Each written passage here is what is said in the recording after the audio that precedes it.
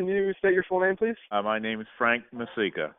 And how old were you when you were drafted? In the service, I was 20 years old. You were still 20 when you arrived in country, correct? Yes, I was.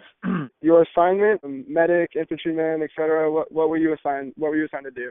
My primary job title was a combat engineer, and I had a specialty in demolitions. Can you take me through a little bit of what that entails?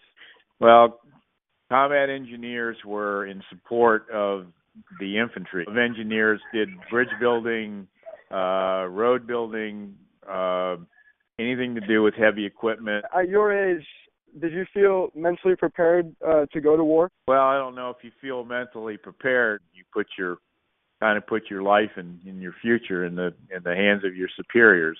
Uh-huh. But just like everything else that's new to you, there's a lot of intimidations. That's a tough question to answer. I don't think anybody's prepared to go into anything such as this. One of the good things about having to go into the service, it puts you in a situation that you wouldn't normally have volunteered yourself into.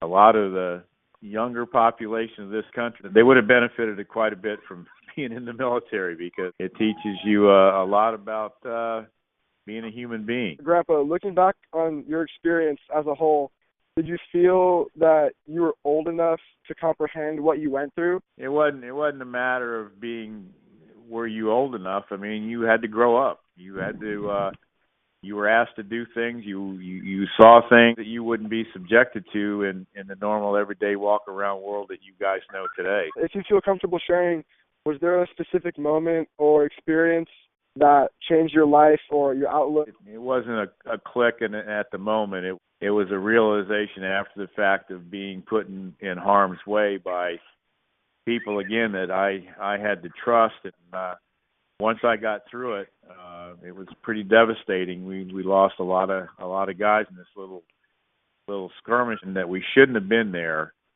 and kind of made me question anybody. After I got out of the service, somebody had to answer for this foul up, but we answered it with lives. And I swore after that if I ever felt intimidated or uncomfortable in a situation that another man was trying to put me in, I was definitely going to raise some questions. So how much time did you spend in country? I spent exactly 365 days, 1 year. How did you feel coming home? It was okay. It was good to be home. I was very fortunate to be able to survive all of the stuff that we were put through, and just glad to be home. Would you say that the war matured you?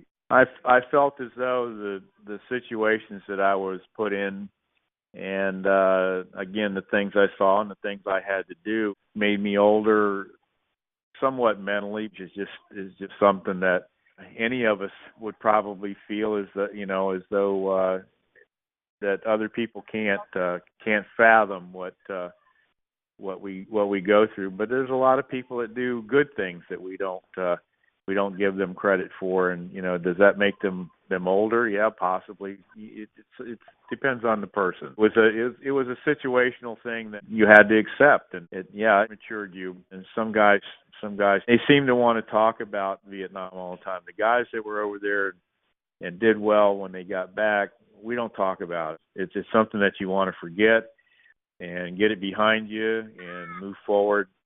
And All right, Grandpa. Well, that concludes the interview. Thank you again very much for being able to open up and give me a little bit of a history on what happened pertaining to you specifically. Well, you're more than welcome. You guys take care of yourself. I'll talk to you later.